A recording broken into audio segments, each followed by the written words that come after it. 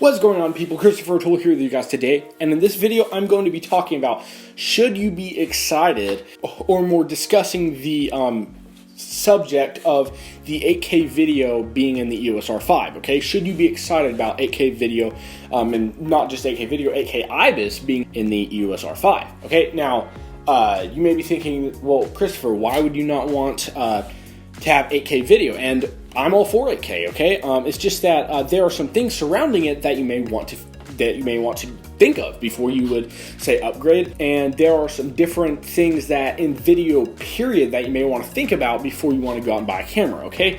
So I'm going to. This video isn't as much of why is 8K and the EOS R a good idea as it is more of an explanation and a discussion about video bit depths and bit rates and things of that nature. So the first thing that I'm going to be talking about with specifically this 8K video is the file sizes, okay? Of course, with 8K video, you are going to be having humongous file sizes. And so that all adds up when you put your 8K video into your timeline. That really adds up, like I just said. And so you may want to take that into consideration when you go and you shoot 8K and then you bring it into your timeline. Unless you have a big, huge supercomputer, 8K video really isn't going to be the way to go. Now, you may be thinking, 8K, this is going to be great and everything, but not necessarily, okay? 4K is pretty much very good for today, at least. Maybe not in a few years, but 4K is going to be basically the standard as of right now, and also is going to be very good. So basically that is one of the things that you may want to take into consideration when thinking about 8K video. And is that you'll have to have a humongous processor to process, say, an 8K timeline that is even 2 minutes long, okay? When you're dealing with 8K footage, it's basically multiply whatever it is by whatever your 4K would be by 4, and then maybe add some more storage onto that, because of course, takes a lot more storage to take 8K than maybe even 4 times. It depends on what bitrate you're shooting in, things of that nature, but it may take even more than 4 times your 4K footage. So that is one thing to take into consideration. Also, another thing to take into consideration is huge cards, okay? Now, the EOS R5 does come with 2 cards slots. I'm assuming they're CF Express, because by the time you get to 8K or even 4K at 120 frames per second, which is rumored, like I talked about in this video, you're going to be dealing with humongous amounts of storage. And so, say you stick a 64 gigabyte card in there, well, you're not going to be able to record 8K for very long at all. Whereas if you buy a terabyte card, you're going to be able to record 8K for a lot longer. So, when you go with 8K, you're going to be buying a lot more expensive cards. Okay, I know that's very true in the big cinema camera realm. If you're talking about REDs, you're going to have to ideally buy a much more expensive card than if you're, say, shooting 5K, so you can have more storage to deal with, and so you won't run out of memory as soon. But so there's another thing that you may want to be thinking about when you're thinking about 8K footage in general. There is a big halfway misconception out there, okay? I mean, it's not a total misconception, but when you're talking 8K to 4K, okay? Now you may be thinking, oh, I can shoot my vlogs in 8K and then I can zoom in 4 times and I'll still be 4K. Yes and no. Yes, it will be technically 4K, but it won't be the quality of 4K, okay? And here's why. To capture the image that your camera captures, and this deals with video as well, your camera takes the sensor to capture it, okay? So the sensor is what's capturing it. If you're dealing with almost 8,000 pixels on a smaller sensor, then you're going to have less quality, okay? Because there's less room for each pixel to be read, for it to be reading, things of that nature. So image sensor size has everything to do with image quality, okay? With the EOS R5, the image sensor is not 4 times what it would be with, say, the EOS R. And so, of course, in fact, it may be the same. I'm not sure. They may bump it up a little bit. I'm not sure. But the image size is definitely not 4 times the size of the EOS R. So, basically, when you shoot 8K, it's now taking that whole sensor, what it used to be using to provide 4K footage in the EOS R, is cropped. But say it was full frame with the EOS R6, I believe is full frame. You take that footage and it's using that full sensor to record 4,000 pixels about, and now all of a sudden it's quadrupling the amount. That's going to be taking the space on the sensor down for each pixel dramatically, and so you're not going to have near the amount of detail when you zoom into 4 times, and say, when you zoom in 4 times and you get 4K shot, as you would with just a simple 4K video. And so that's something that I think is sort of a misconception. Yes, you can zoom it in and you will get a little bit more information than you would with 4K, but I would say by zooming it in, you would not get the resolution difference dramatically enough to be able to take however many gigabytes on your card, or have to take however many gigabytes on your card with shooting 8K footage. Okay, I would just go with 4K and crop it in a little bit, maybe. Now, yes, there are certain scenes that you may need 8K for, and that's fine.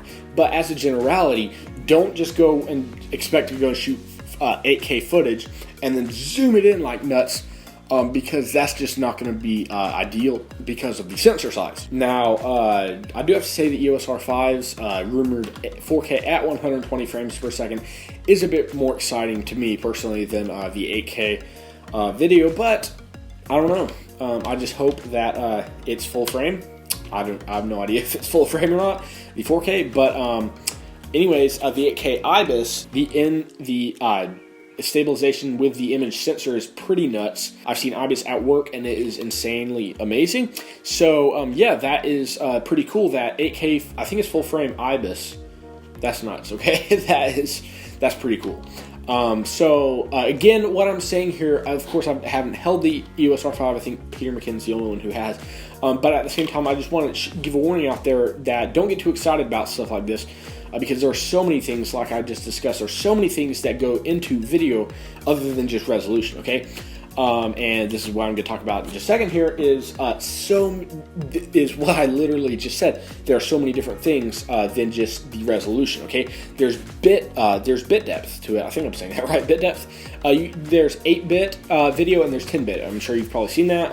You may see settings on a camera, 8-bit log or 10-bit log or whatever it may be. So 8-bit is a fairly good bit depth. You will get fairly good results out of it, but you do notice 8-bit depth video. And I was just sent some video clips by my employer with 8-bit video instead of 10-bit, and I could tell that, okay? Because when you're shooting in lower light situations or even lower shadows, you can sort of tell that it's not as high quality, because 8-bit versus 10-bit, you're not going to be able to put as much information into your video with 8-bit as with 10-bit. And so, of course, with things like with the GH5, the Panasonic Lumix GH5, you probably can't shoot 4K and 60 frames per second at 10-bit, but if you did, it'd be a humongous file size. And so there are different things where you may have to compromise from, say, okay, I would rather shoot in 10-bit, but since I need to shoot slow-mo, then let's just go and bump it down to 8-bit. So you just have to take these things into consideration. And the other thing is bitrate, okay? How many megabits per second does it shoot at, okay? Now, I know more cinematically pointed cameras will have this. I actually don't like the way that Canon does it with a lot of their videos, the IMP or something like that. I don't know, they don't exactly express what the bit depth is. Maybe their newer ones don't, but as of, I think 2017, they didn't. It just kind of basically says that, this is whatever, at least with some. Maybe the 1DX Mark II had that feature, I'm not sure. But I know the Panasonic Lumix GH5 does.